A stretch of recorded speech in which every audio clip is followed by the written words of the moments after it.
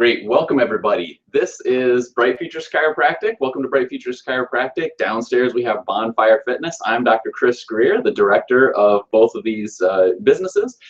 We love having educational events here. Our premise here is that people were designed to be healthy, and if there's some lack of health somewhere, it's because something's missing. One of those things we get to talk about today, and that is in our AIR, How Well People Move workshop. Super excited about this one. I find that personally, and we'll talk about this in a little bit, having a primary self-care habit, but my primary self-care habit is my fitness routine.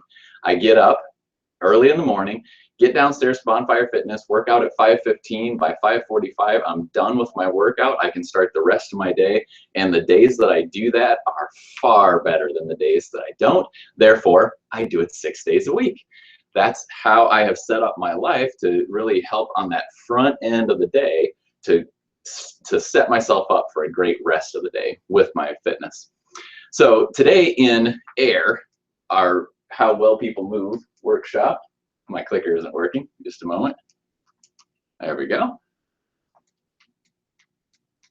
That's going to be a problem. Give me just a second.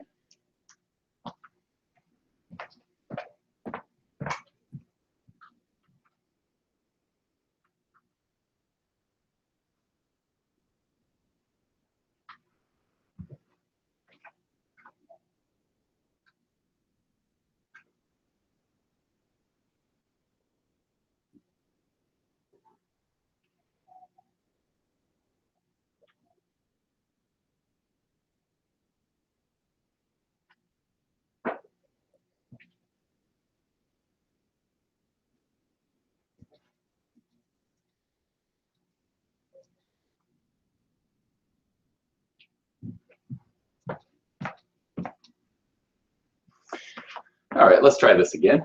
So in the workshop today, we get to cover a lot. I'm going to go very quickly today because I want to make it as powerful as possible, but also something that you can go back and listen through when you need to. So here's the problem, and I realize that these are going to be a little tricky to see on the web broadcast, but here's what it is. Our genetic makeup determines our nutritional and activity needs. Listen to that again. Our genetic makeup determines our nutritional and activity needs. And the human genome has remained primarily unchanged since the agricultural revolution 10,000 years ago.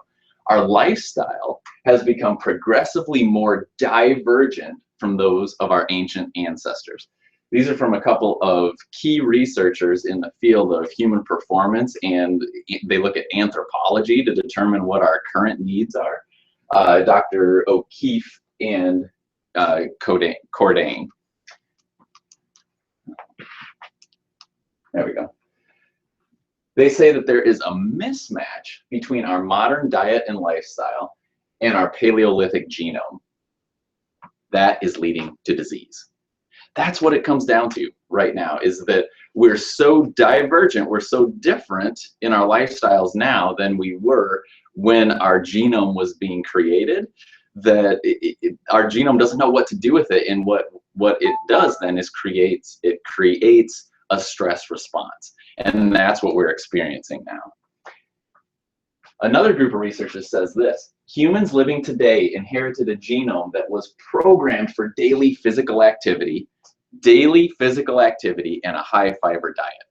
We aren't talking about nutrition here, but it is a quick reminder. This goes back to the fuel workshop that we did several weeks ago at this point. Where does fiber come from?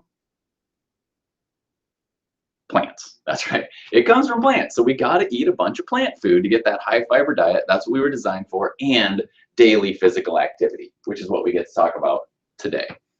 They go on to say that at present, human genes and human lives are incongruent, especially in affluent Western nations like the United States.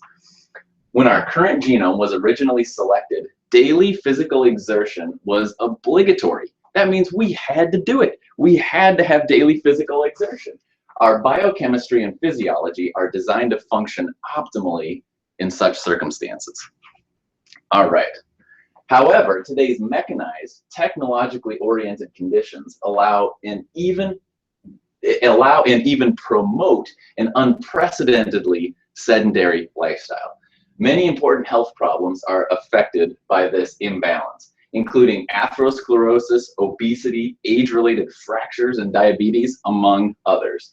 This is from a group that published this in the Comparative Biochemistry and Physiology, Part A, Molecular and Integrative Physiology Manual. Doctors Eaton, called An Evolutionary Perspective on Human Physical Activity. Now, that lays it right out. It says that we have engineered out of our lifestyle any need to be physically active. Really, we can get through our lives and not be physically active at all. But we can't do it and be well. That's what we need to keep in mind. So throughout this workshop, and by the way, this is a good time for me to mention, in the description of this video, of this event, there are several links, one of which is to the notes sheet. I'll show this to you.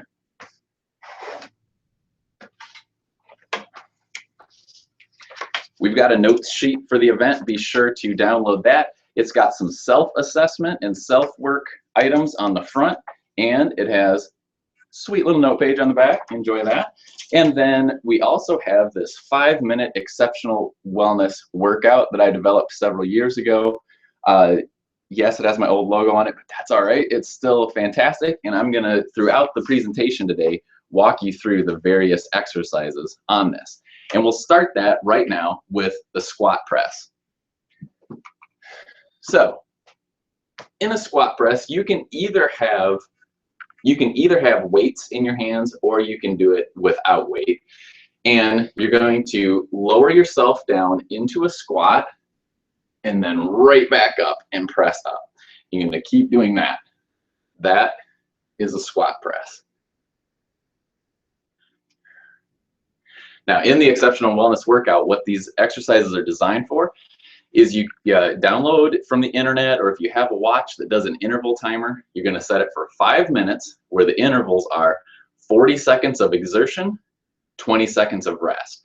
40 seconds, go at it hard, 20 seconds, rest. Take it easy, and then you do it again. I love the 5-minute opportunity because you can do that one time. You can do it 3 times in a row. You can do it 4 or 5 times throughout the day. Whatever it is, I guarantee that this one's going to get your heart pumping in 5 minutes. And if you're doing nothing at the moment for physical activity, this 5 minutes is going to be one of the most important things you can do in your day. Okay, so that's the squat press. I'm not going through real specific on the form today, so if you have any questions about how to do a squat, go ahead and message me, email me, check online. There's plenty of resources online. I'm particularly fond of darebee.com, DAREBEE.com. They do an awesome job of having videos. Got to give them a shout out because they provide a fantastic free resource on the web for physical activity. All right. When we think about our lifestyle, we have to think about these 3 things: toxicity, deficiency, and energy imbalance. These are the 3 things that create a loss of health. These things erode health or drain health. I like to talk about my bucket analogy, which is this. Imagine that you have a bucket and it represents your health. And the things that you do that boost and sustain your health are things that fill up the bucket. So you can imagine going through your day working on things that fill up the bucket. Now, there are also things that drain your health, and those are the things that metaphorically poke holes in your bucket and allow that health to drain out. Here they are. Those things fall into these categories: either toxicity, things that you have that your body doesn't know how to deal with and doesn't need; deficiency, things that you need but you're not giving your body; and energy imbalance. And this is from a food standpoint, where if you're taking in more energy than your body is utilizing in a day, it has to figure out a way how to store that or burn it otherwise. Those are the 3 things that will poke holes in the bucket in one way or the other. Oftentimes when we talk about physical activity, we're specifically talking about deficiency, when a person isn't getting nearly enough activity throughout the day. And that is epidemic in Western society. We all sit at our desks, we all look at our monitors, we're all checking our phones all the time. Those sorts of things are a deficiency in normal human movement. Toxic things would be the postures that we get in, which oftentimes are slouched or crunched around, or again, craned down looking at our devices, whatever it might be. Injuries, those things fall into the toxicity realm of physical activity. This from the Journal of Applied Physiology. Approximately 250,000 deaths per year in the United States are premature due to physical inactivity. Epidemiological data has established that physical inactivity increases the incidence of at least 17 unhealthy conditions, almost all of which are chronic diseases or considered risk factors for chronic disease. This is important because right now in the United States, 80% of all death certificates are signed with a chronic disease as the cause of death. That is incredible. That is unprecedented on the face of the earth, and almost nobody's talking about it. It is an incredible issue that we're dealing with here. Get my clicker to work a little better.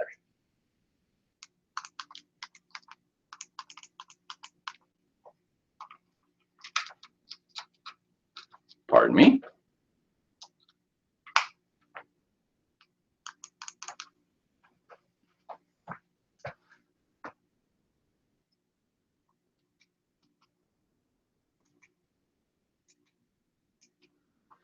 Okay, there we go. There are also 3 factors that play into our health expression, and those are genes, lifestyle, and our environment.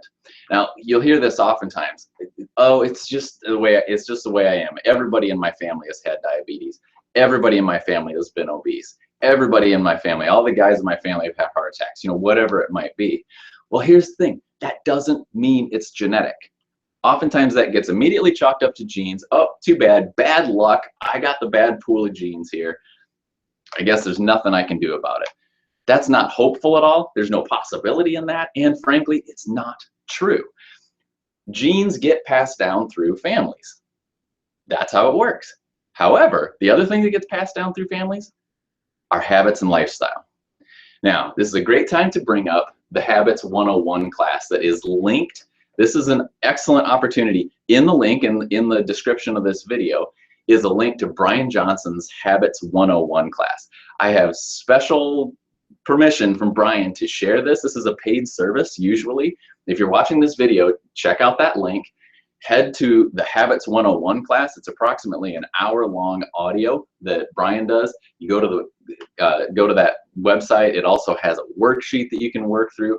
This is supercharged information for helping you form the habits you want to form. It's awesome stuff. So check that out. Brian and I worked on getting that set up, so I'm pretty excited about that. Be sure to check that Habits 101 class out, because habits, whether they're benefiting you or whether they're not benefiting you, are things that do get passed down through families. Oftentimes we eat the same foods, we move in the same ways, we have the same day-to-day habits of how we sleep and how we interact with each other, react to situations. All of those things are habits, clearly not genetics. They can be retrained, and that's one of the key points with habits is all habits can be changed. All habits can be formed, all habits can be dropped, all habits can be changed. It's not like it's a snap of the fingers and it's that easy, but it can be changed, and habits are what make you. I believe it was Aristotle who said excellence comes as a pattern of what we do. It's not just who we are, it's the pattern of what we do. There's some paraphrase there, certainly not exactly how Aristotle said it. These guys, again from the Journal of Applied Physiology, there is now unequivocal evidence in the literature supporting the notion that all environmental factors combined, including physical inactivity, account for the majority of chronic health conditions. There it is, unequivocal evidence published in the Journal of Applied Physiology, unequivocal evidence in the literature that environmental factors account for the majority of chronic health conditions. This is restating what Yale said at one point. The Yale study said that 70% of chronic disease is preventable with appropriate lifestyle habits. 80% of people are dying of chronic disease. I think the Yale study was very conservative, but it said 70% of those are preventable with lifestyle change. That, to me, should be on the front page of every paper until the problem is solved. When we think about this combination of lifestyle and genetics, we have to keep in mind that it's not either or. It's not that either your genetics say one thing and that's your fate, or your lifestyle is one way and that's your fate. It's a combination of the both. That's why one person can do, two people can do the same exact lifestyle habits with the same intensity, the same mental frame about it, all of that sort of stuff, and they have somewhat different results. If they're both participating in things that human beings need, like physical activity, they are both getting healthier, or they're both maintaining excellent health depending on where they are, but they may get different results from it. Somebody might get big and strong and muscular, somebody might get really lean and that sort of thing. That's because of epigenetics, which is this, basically your genes are turned on or off by the lifestyle habits that you choose. Now, that's a very important statement. Your genes are turned on or off by the lifestyle habits that you choose. That means if you have genetic history, and it's actually genetic history, not just lifestyle history, but if there is genetic history in your family, it doesn't mean that it's a life sentence for whatever's going on. It means that that still can be changed because the genes are expressed differently based on the environment that you provide your genes. Genes are expressed differently based on the environment that you provide your genes. That should ring loud and true. If you need to pause this, if you're watching it on playback, write that down, replay it, put it on your mirror in your bathroom, whatever it is. We have to rethink how we think about health and how we think about gene style and all that. Your genes are expressed based on the lifestyle that they're exposed to. We have focused on dyslipidemia, hypertension, and diabetes, but not on the underlying causes: poor dietary habits, inadequate physical activity, and obesity. This is from the Journal of Circulation in 2008. We have focused on, so dyslipidemia is cholesterol issues. We have focused on cholesterol issues, high blood pressure, and diabetes, and not their underlying causes, which they identify as poor dietary habits, inadequate physical activity, and obesity. This thing doesn't like every syllable. There we go. Okay, now we get to the plank. For this, I think I have to move my webcam, which will go right there. Okay, in a plank, what we're going to be looking for is you want to have your body like a plank, and it shows it very clearly on the sheet that I handed out, the exceptional wellness workout. We're going to be going down onto our elbows and our toes. There needs to be a straight line from your head, the back of your head, all the way through your heels. Your neck is going to be neutral. We don't want you looking down at your knees. We don't want you looking up at the wall. We want it neutral, so your gaze is going to go right into the floor. Again, you're going to hold this for 40 seconds and then rest for 20. So that's what it looks like. Okay, if I go to the side with that, that's what a plank looks like. Hold that for 40 seconds, and honestly, if you can hold it for 10 seconds only, and that's all you can do, go down to your knees with it, and do what you can. As you go, you'll be impressed with how quickly you improve your ability to do that. So that's the plank. So you'll start with squat press, then you'll go to plank, and you just keep cranking on them. All right. Look at this. In fact, I'm going to get you even closer because this is that important.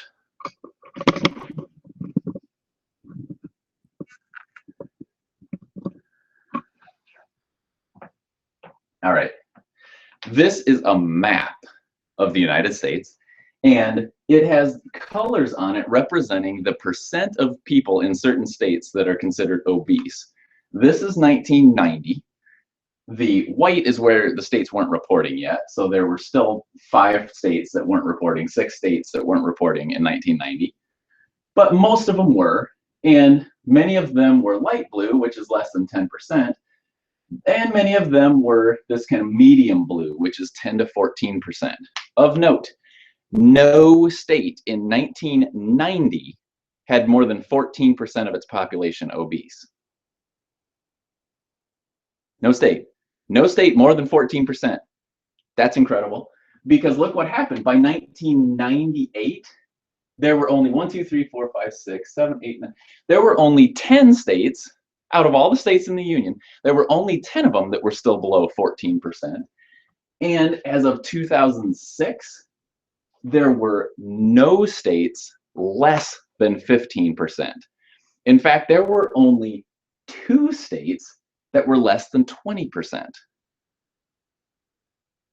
26 years, people. In 26 years, that's what, a quarter of a lifetime, maybe a third of a lifetime.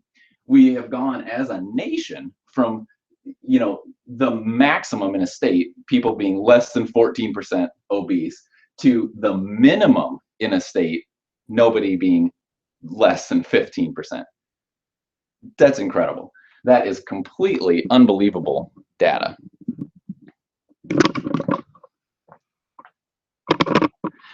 And I bring it up not to do anything other than say, this is an issue, people. All that chronic disease we just reported on, that is creating all of this suffering and issues in the United States. All of that is an example of the same thing here. These are effects of toxic, deficient, energy imbalanced lifestyles. That's what we're getting. All right, these guys from the European Journal of Clinical Nutrition. It took the Industrial Revolution to dissociate productivity from human caloric expenditures. I'll translate that. It took the Industrial Revolution to change the way our economy worked from human beings doing the work to produce stuff to human beings not doing the work, only having to do the mental work. For example, the introduction of mechanized farming and the proliferation of labor-saving devices between 1956 and 1990 reduced caloric expenditures by an astonishing 65%. In other words, in just those short few years, 34 years, we decreased, as a Western culture, we decreased our need to expend energy by 65%. Well, that was just up until 1990. And remember what that graph showed? That 1990 and after was the big onset of all this obesity issue. All right. So we have an energy crisis, clearly, meaning we're burning way less calories than what we are using, and that is one of the main factors that drives the obesity epidemic. Now, we need to consider and I'll go through these: the net caloric equation, energy imbalance, and metabolic derangement. But first off, let's just think about, it's easy. It's a Saturday morning, like it is right now as I'm recording live. Maybe you've gotten up, you've had your cup of coffee, you stroll over to the farmer's market. Hopefully you're at the farmer's market, which, by the way, Iowa City has a wonderful one if you're close. And there's a muffin, and it looks so delicious. And the lady selling it looks so friendly. And it's like, oh, it's just a muffin, no big deal. Let's have that muffin. Well, that muffin is approximately 350 calories. When we talk about if it meets any nutritional needs, the answer is no, probably. It probably doesn't have any beneficial fat, probably doesn't have any beneficial nutrients, or very, very minimal, but it has this large amount of calories. Now, what are we going to need to do to burn off that muffin later in the day, which hopefully it's a very nice day like it is today? Well, you could do a little over an hour of mowing your lawn. If it's really chilly, you could go skating really fast for 21 minutes. You could do almost 2 hours of weightlifting and a little over an hour of gardening. You could do nice, easy riding your bike for an hour and a half, or you could go jogging for half an hour. All of those things are going to work out the equivalent of that muffin if you're approximately a 150-pound female. So then you have to ask yourself, is the muffin really worth it? It's not gaining me anything other than the immediate pleasure that it offers because it is delicious. And it's going to create this energy imbalance that I'm going to have to figure out somehow, or the body has to store those calories. Let's work on doing something that burns a few more of those calories, some reverse lunges. Okay, so in the reverse lunge, what you're gonna do is you're gonna step backwards. I like lunges a lot. They work a whole lot of things, side lunges and reverse lunges and front lunges, but reverse lunges are the easiest ones to do right. So you're gonna start here. I know my head's cut off in the video at this point, but I want you to see my feet. You're gonna start with, you know, nice athletic stance. You're gonna step back as far as you can, knee goes down, and then you're gonna come right back up in here. So that is a reverse lunge. If you if your hips aren't allowing this full movement, go ahead and step back and forward, back and forward, back and forward. But if you can work that knee down, you're going to get even more benefit out of it. 40 seconds on, 20 seconds off. I already did my bonfire workout this morning. Woo! It was a good one. That was really good. All right.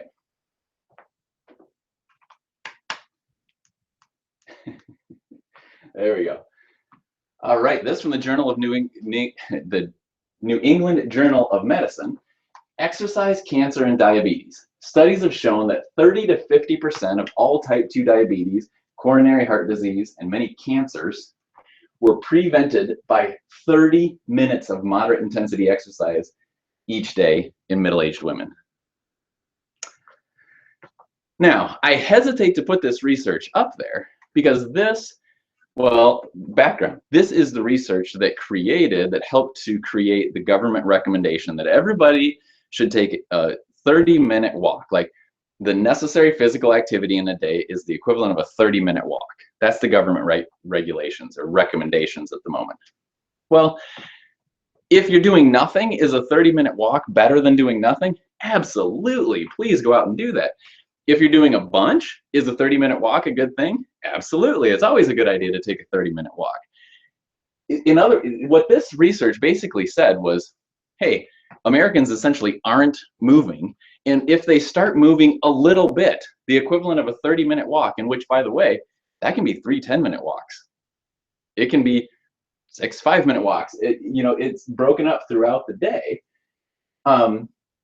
That even that little increase in overall activity leads to a 30 to 50% decrease in cases of type 2 diabetes, coronary heart disease, and many cancers. Like, it floors me that when the body is so good, the body is so intelligent that if you're giving it nothing of the activity that it needs, you start giving it a little bit and it responds immediately.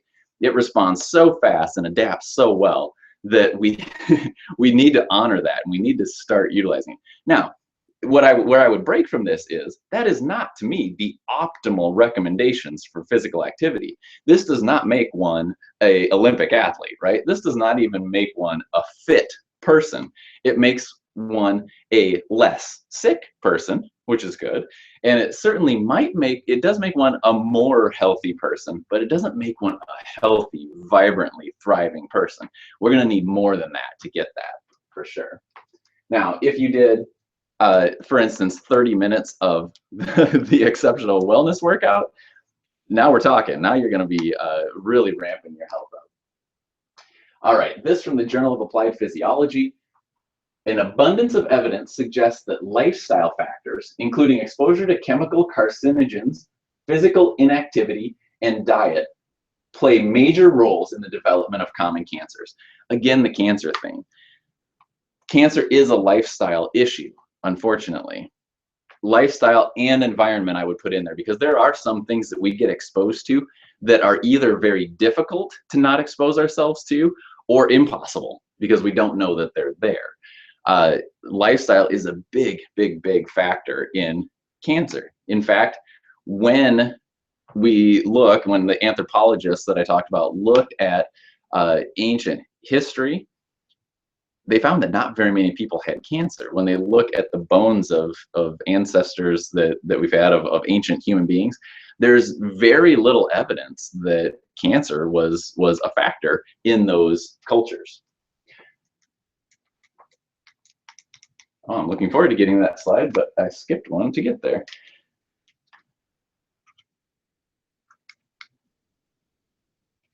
Because we need to talk about what activity means. You know, I can ask two people, hey, are you getting enough physical activity?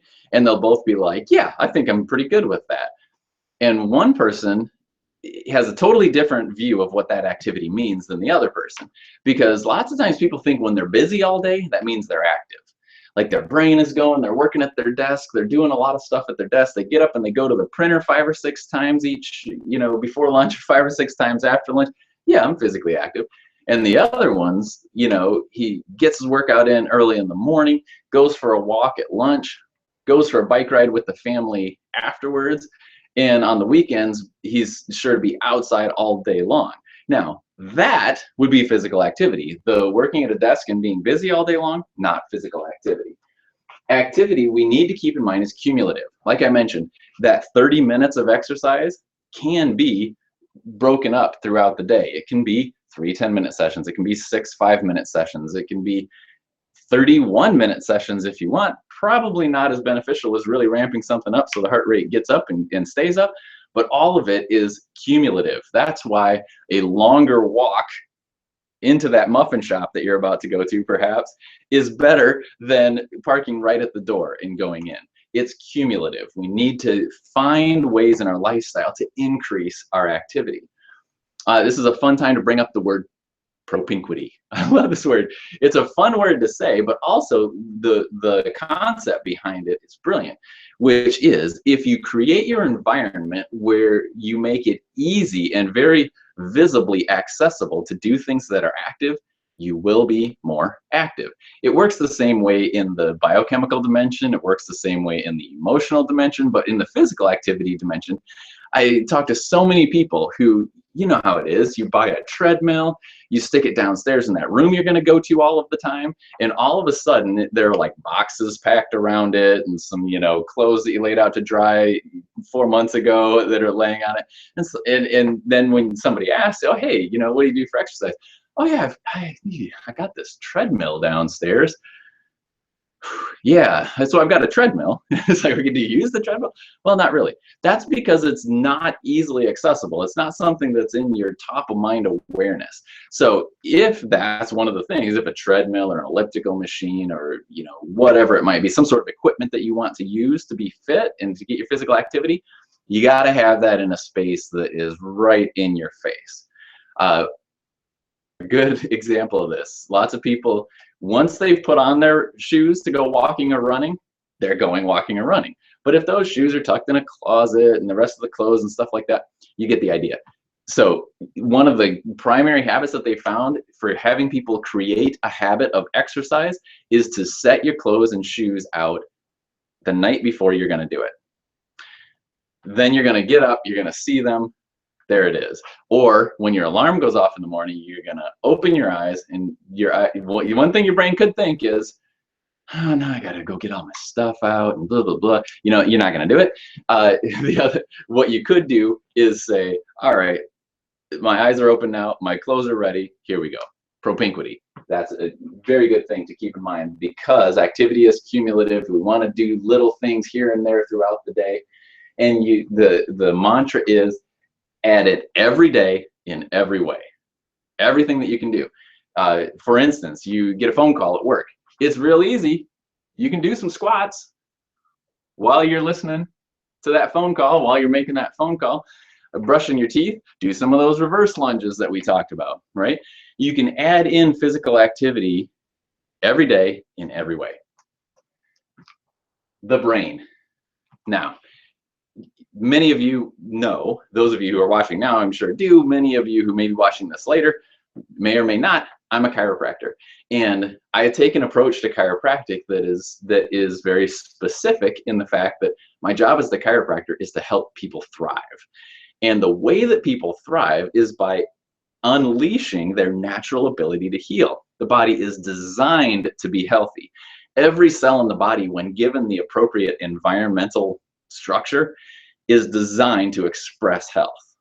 And how does it do that? It does that through the nervous system. The body senses what's going on inside and outside of the body, sends that information through the spinal cord and the spinal column up to the brain. The brain decides whether things are in balance. If not, it sends information down the spinal cord, out the nerves to the part of the body that needs to change. And that flow of communication allows us to function appropriately. If there's a breakdown in that communication, however, usually happens at the spine, and we move away from health. Can be marginally, we might not notice it as a symptom, but we move away from health.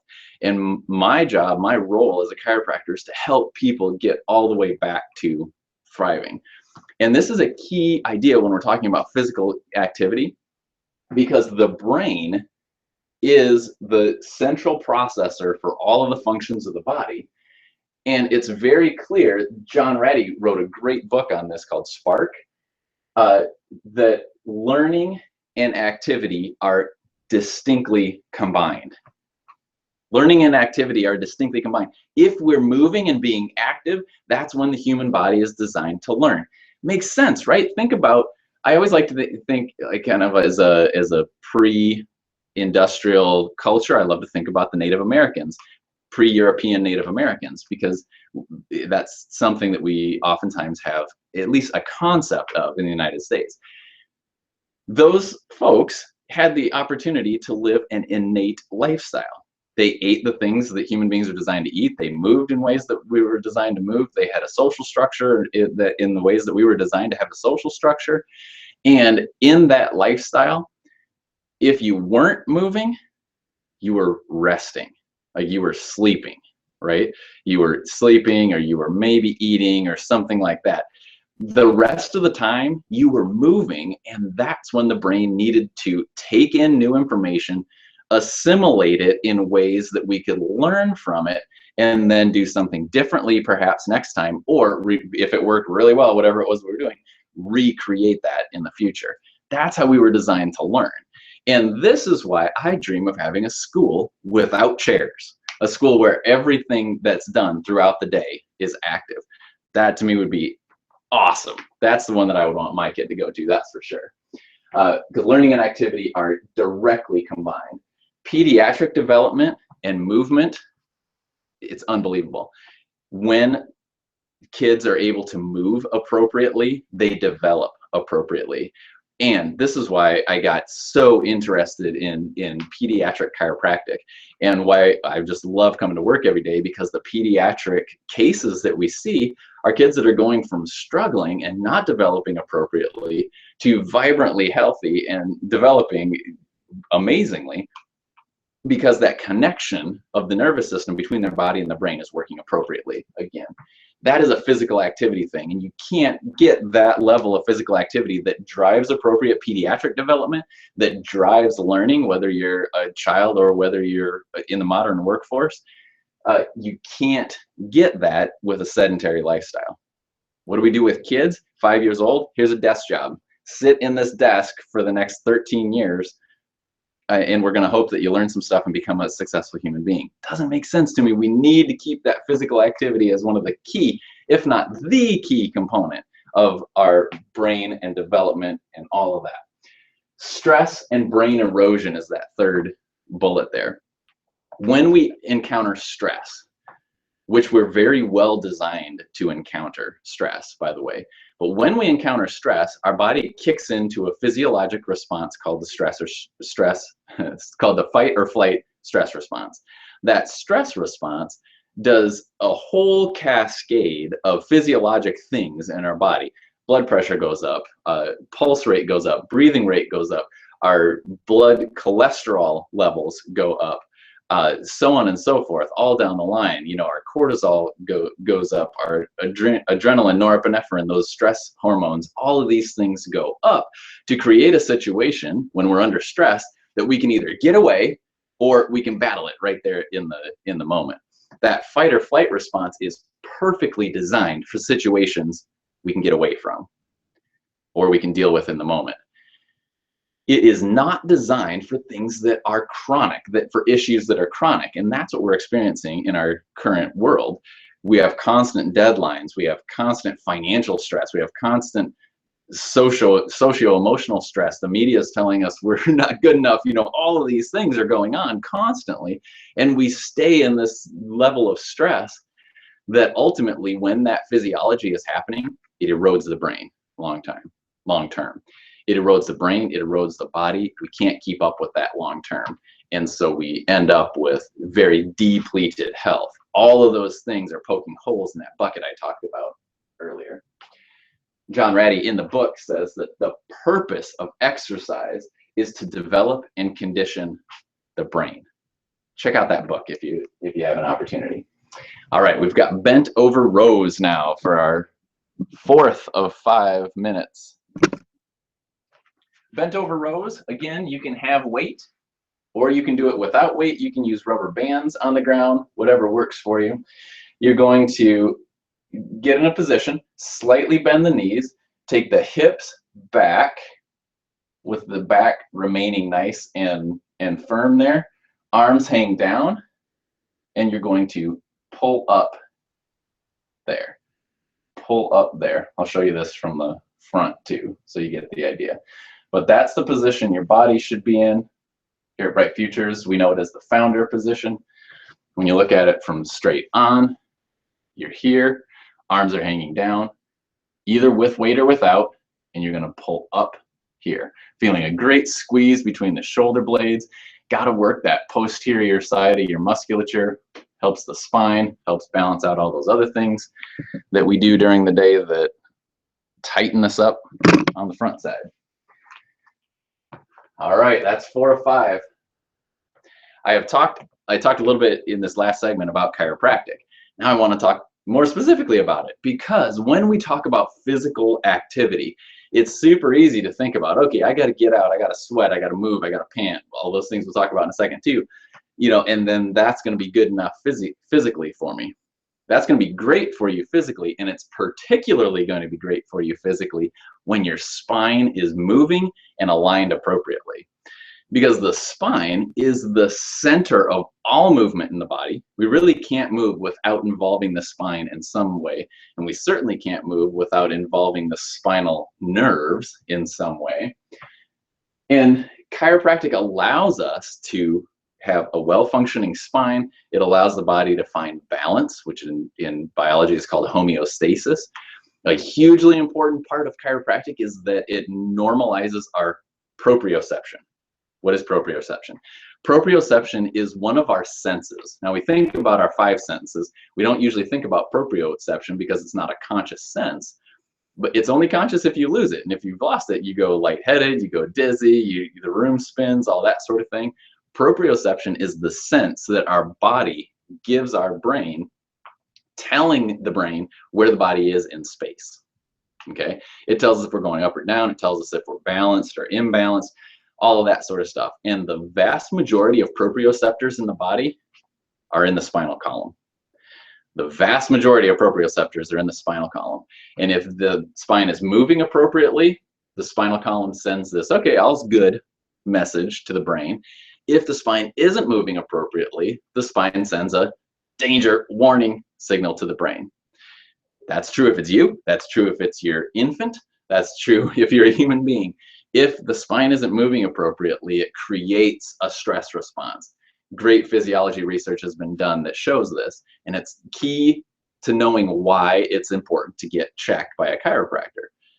It's key to knowing why to get checked by a chiropractor. It's not just about, oh, I got a back pain or neck pain or headache or, you know, whatever it might be.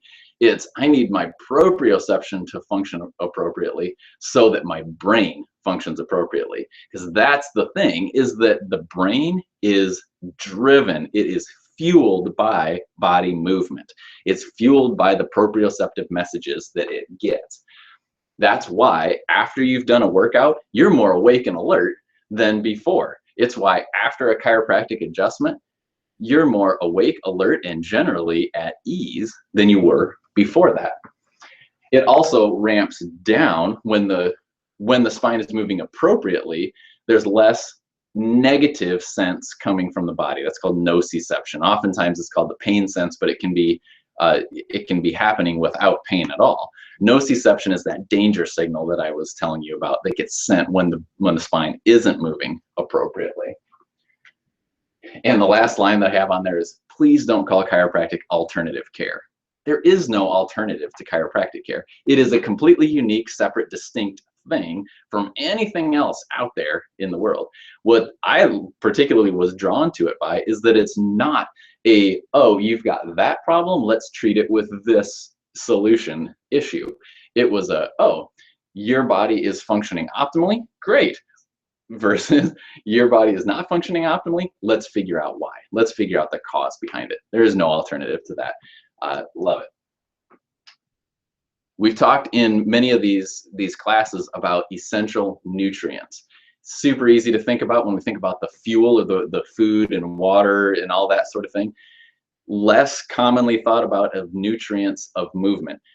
Movement is an essential nutrient.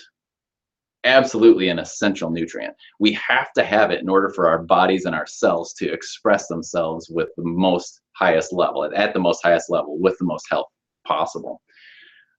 So movement is that nutrient. Exercise is actually a supplement to that.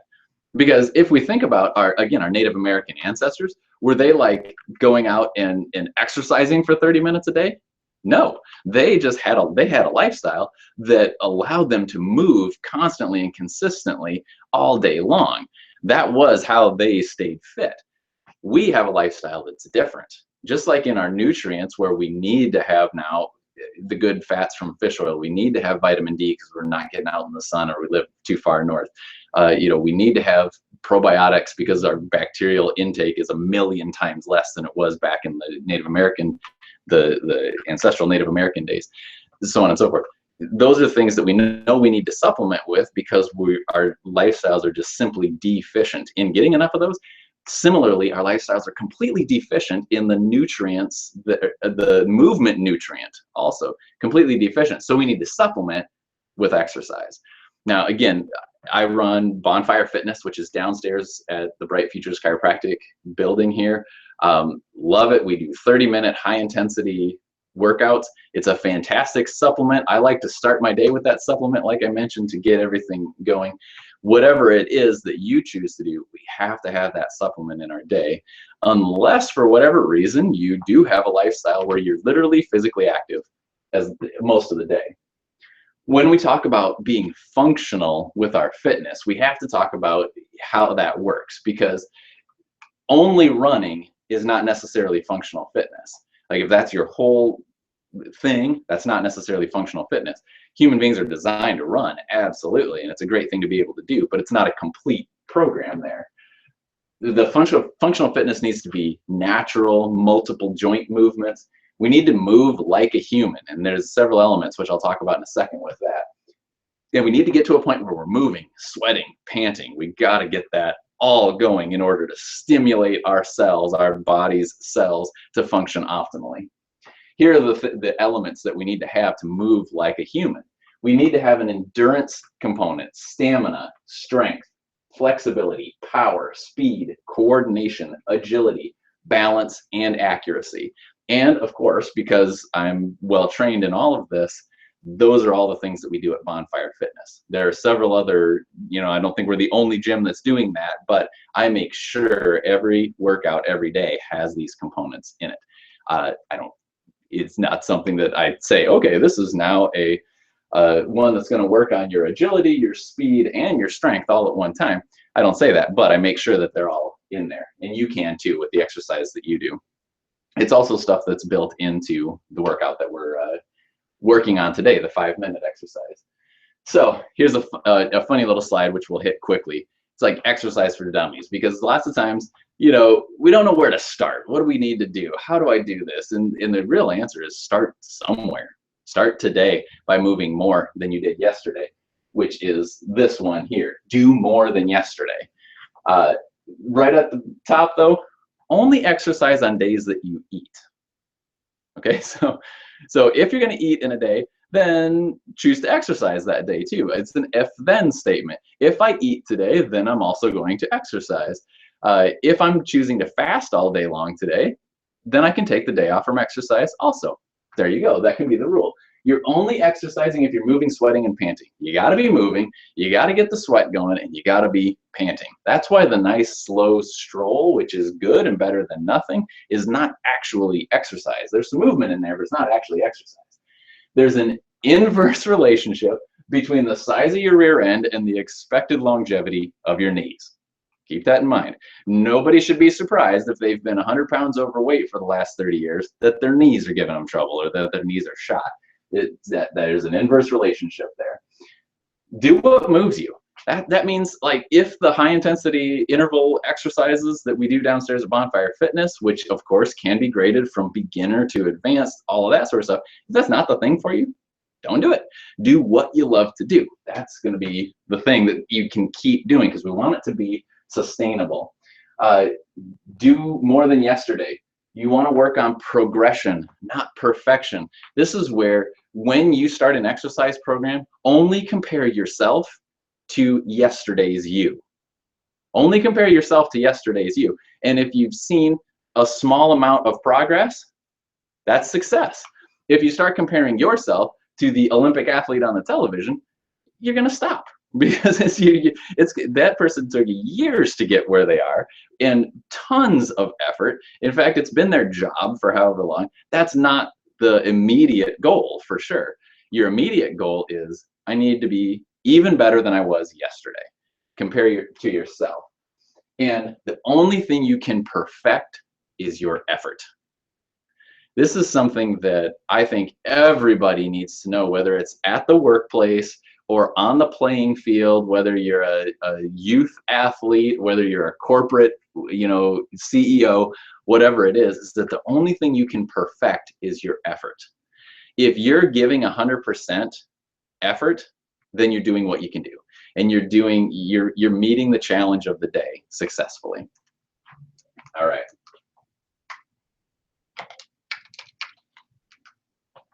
Lastly, and the most heart-pounding one of all, is split jumps. All right, so let's get here, perhaps. Split jumps, when I started doing this sort of exercise about, I don't know, 5 years ago or so, the split jumps looked like it was a piece of cake, and then I did them for 40 seconds, and I was like, oh my goodness, I can't breathe, and I can't move my legs. These are awesome. So it's kind of like you get in the position of the reverse lunge, and then you're going to jump out of that and switch your legs. That, okay? And then this is it. That is the split jump. And you're going to do that again, work up to it. 40 seconds would be the goal. If doing it with the jump is too much, do very fast reverse lunges. Do them as quickly as you can. If you can add a little hop in there, that's good. You want to really get that heart rate up. And even in the description there, I got my heart rate up. That was good. Okay. There you have it. So you start with the squat press. You move to a plank, back to reverse lunges, bent over rows, and split jumps. 40 seconds on, 20 seconds off, 5 minutes. If you want to do it 10 minutes, if you want to do it 15 minutes, great. You will find it to be very, very effective. Your fitness will increase tremendously quickly. Now, because habits are such a thing, right? Habits are such they're a thing that drives us towards better health or away from better health. And they're things that we usually don't know that we're doing. Once it's a habit, it's not a mental thing. It's just something that we do. So because of all of those components, they can be difficult to change. We have to be conscious with them, and we have to know what our sources of influence are that are going to be most important. Now, on your worksheet that you have there are all of these listed out, and it says the question to answer here is, how will I use this source of influence to my advantage? So intrinsic is, of course, my favorite and ultimately the most sustainable one. Sorry, I'm bouncing all over here. Intrinsic is the inner drive. This is what we call your inspired why. Like, whatever it is that you love doing so much, or the person that you love being with so much that you just get goosebumps even thinking about the opportunity, that's your inspired why. And when you can link your increased physical activity to that inspired why, you're going to be much more likely to sustain it. That's the intrinsic thing. Figure out that inspired why. Really take some time to think about it. The story that I always like to tell, it used to be baseball for me back when I was a high school, college baseball player. Baseball was my thing. I just loved it. I still love the game, but then I lived for playing that game. Man, whatever it was I could do to make myself more well, and I wish I would have known more at that point, but whatever I could do to make myself more well, that's what I wanted to do so that I could be better at doing that thing, that playing baseball. Now it's completely different. A little over 5 years ago, we had Will, our son. Christina and I had Will, and that has completely changed it, because now being a father is just such an awesome experience. I don't want to miss a second of it because I'm not well, or I'm not able to keep up, or I'm not able to lift him or play with him or wrestle with him or whatever. That's why every morning, 4:45, my alarm goes off. I don't want to get up. Believe me, I don't want to get up at 4:45. But I do, because that keeps me going. That's my intrinsic source of influence. A goal date. This is one that works well for some people. Set that goal date out there, and then perhaps even tie it with many of these other things, which we'll talk about here as we go. But having that goal date can really be a driver for people. Get it up on the board, put it on all your mirrors, wherever you're going to be during the day. Have that goal date set. Make it public. And this doesn't mean like, like you have to take out a radio ad or something, but make it public by letting people in your circle of influence know. Let your family know, let your friends know, your coworkers, whatever it might be. Let your kids know. They'll oftentimes keep you on track with things, but make your goal public and make your intent public. Reward and penalty. This my mentor, Dr. Franson, tells a great story about this, where he and another guy were working on a particular goal, and they went out. The two of them went out. They're both big surfers out on the East Coast, and they bought a surfboard. They bought a surfboard. Like, I don't know how expensive it was, but a great surfboard. They both loved it. They said that's going to be the thing. During the period of time before they met their goal, they would pass it around, and each of them would get to have it in their garage. Couldn't use it, couldn't unwrap it, that whole thing. And whoever met their goal first, they got the board. Now, that's a pretty big reward, right? That, okay, it's a reward and a penalty, because if I get my goal, I get that thing. If I don't reach my goal first, my buddy gets the thing. That's a kind of a fun way to do it. Form a buddy system. Have somebody to do this sort of thing with. Spouses work, but honestly, they're not the best, because when you're both, okay, yeah, we're gonna get up at 4:45 and work out, and you're both in bed at 4:45 and like looking at each other after the alarm goes off, it's way harder to get up and go than when somebody is independently meeting you somewhere, and you can't just say, how about tomorrow? Right? So think about that when you're creating the buddy system. Make a wager. This is kind of a reward and penalty type thing, but wagers oftentimes work for people. Checklists. Lots of people love working off of checklists. So there are product goals and process goals. Check out Brian Johnson's stuff for more on this. The Habits 101 gives some resources to that, so be sure to check out that link for sure. But having a product goal is whatever it is you want to achieve. I want to be able to run a mile in under 6 minutes. Okay, that's the product goal. Now, you can't just go out and do that if you can't already do that. So you have to have a process goal also. You have to set up, okay, so today I'm gonna go run for 30 seconds at a time. And then the next day I'm gonna work it up, and the next day I'm gonna work it up. You have to have product goal, and then process goals working up to it. And that can be a great setup for a checklist system. I talked about propinquity, having easy access to the stuff that you need to set up your lifestyle appropriately.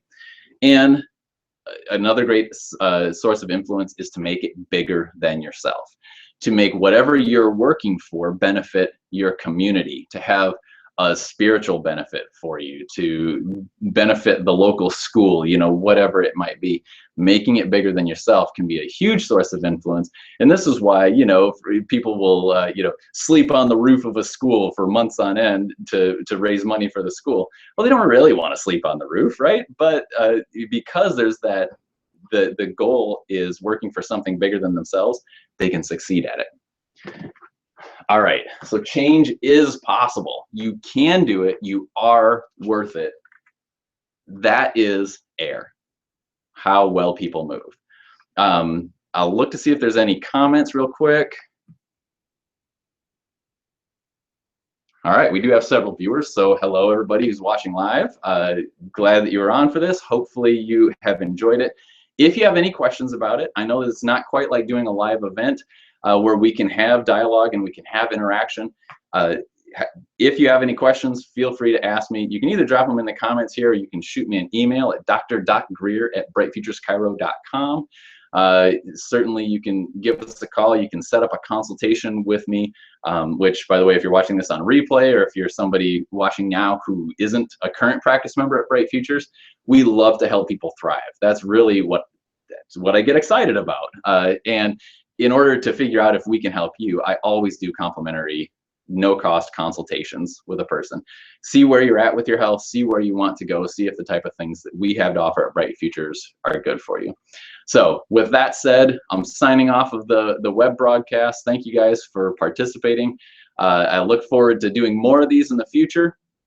Put down in the comments other things that you'd like to hear about. Feel free to shoot me emails on that too.